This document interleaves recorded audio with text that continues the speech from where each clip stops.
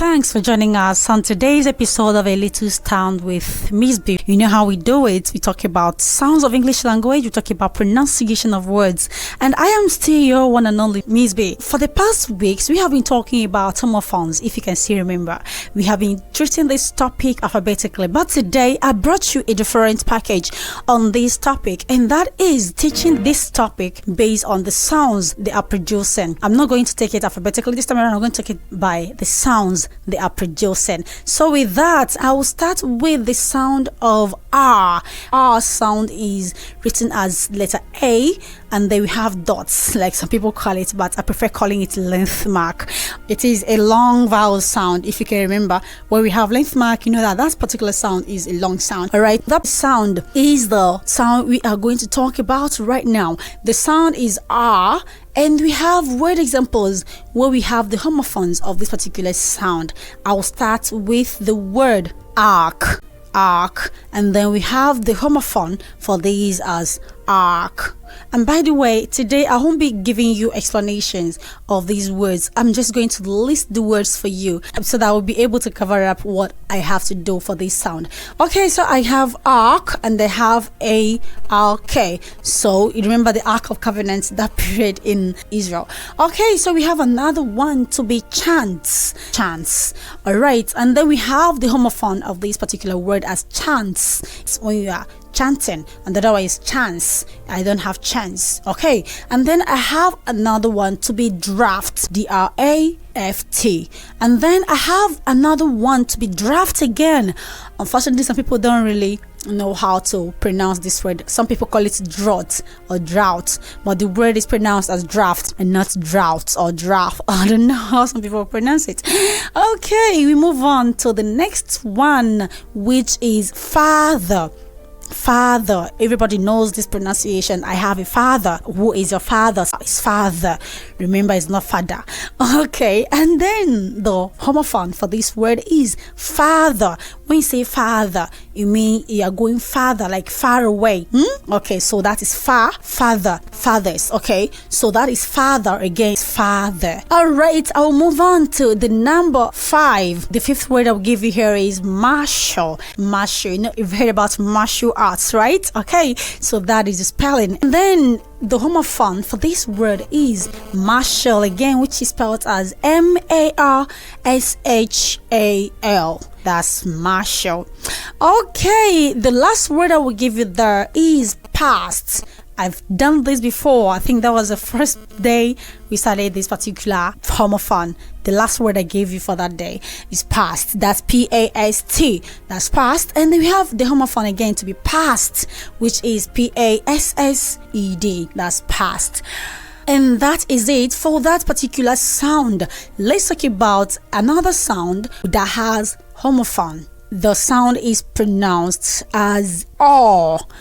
Okay, so I will start with the word ball.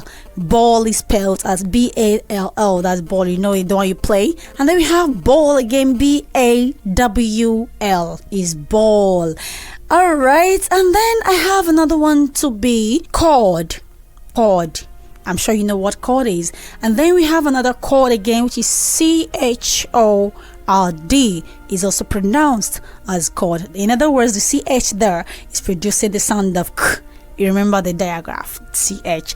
Okay, and then I will take you to another word, which is clause. This is usually in English language, we're talking about clauses and phrases. Okay, and the next one I have there as the homophone is clause again. The S there is producing the sound of Z. That's why I have to pronounce it as clause and not clause. All right, and then I'll move on quickly to for. All right, and then I have the homophone to be for again, which is for, and then that will take me to another word, which is horse, and then I have H-O-A-R-S-E is another horse. All right, what about fought? And then we have F-O-U-G-H-T, which is past tense of fight. Okay, so that is fought. And then that will take me to another one, morning. Then we have morning again, which morning Okay, that will take us to the E sound. So I have examples like beat, B-E-A-T. And I have beat again to be B-E-E-T. Okay, I have another word where we have jeans. The pair of jeans, like I told you last week, which is spelled as J-E-A-N-S. That's jeans. And then we have genes. This is usually in biology. We have G-E-N-E-S. We have it as genes. The S there is pronounced as Z and not S. That's why I pronounce as jeans. Okay, we move on to the next one, which is key. The one you know, K-E-Y. And then we have another word that is the homophone, which is key again. Unfortunately, people pronounce this as kwe. And that word, please, sweetheart, it's not pronounced as K or kwe. It's pronounced as key. The same way you say the key you use every day is the same way you say this one. And then that will take me to the last one I have there as sees. S-E-E-S. The E there is producing the sounds of E. So you have it as sees. And then we have another sees. Sometimes we mispronounce this, or probably we misspell it rather. That is sees. Okay, and quickly let's move on to another sound, which is the sound. That will be the last sound I'll talk about today. Sound. So I have examples like turn around. You don't say turn, you don't say turn. Please try to say turn. You turn. Okay, and then I have the homophone to be T-E-R-N. Remember, we have a homophone, you produce it the same way you pronounce the previous. Okay, I have another one to be heard. Have you heard him? Heard. That is H-E-A-R-D. And then we have heard like H-E-R-D. That is when we talk about herdsmen. Remember that? Okay, so that is heard again. Unfortunately, they don't mean the same thing. Remember that. Okay, we move on to the next one, which is word. W-O-R-L-D. Word. In this word today, word. Okay, and then I have word again, which is W-H-I-R-L-E-D. Look it up in your dictionary. Okay, with that, that's where I will be wrapping it up because of time. I will be giving you assignment like I told you. So I will be listing the words for you right now. Number one, get me the homophone of a word producing a sound of ah. This is A-U-N-T. So find me the homophone for that word. Number two, shoot. And remember, as you're looking for the homophone, don't focus your mind or your attention on the letters. No, my darling. Find the word that has that sound I'm giving, not just the letters, okay? Because you could just find this word and the sound will be somewhere else on another letter altogether. So don't get yourself confused. All right, we move on to the next one. Number three, source. Number four, ceiling. And that is where I will be wrapping it up for today on A Little Sound with Miss B. Okay, before we go, I will leave you with this food for thought. Sometimes what you see, you think it's there, but actually it's not there.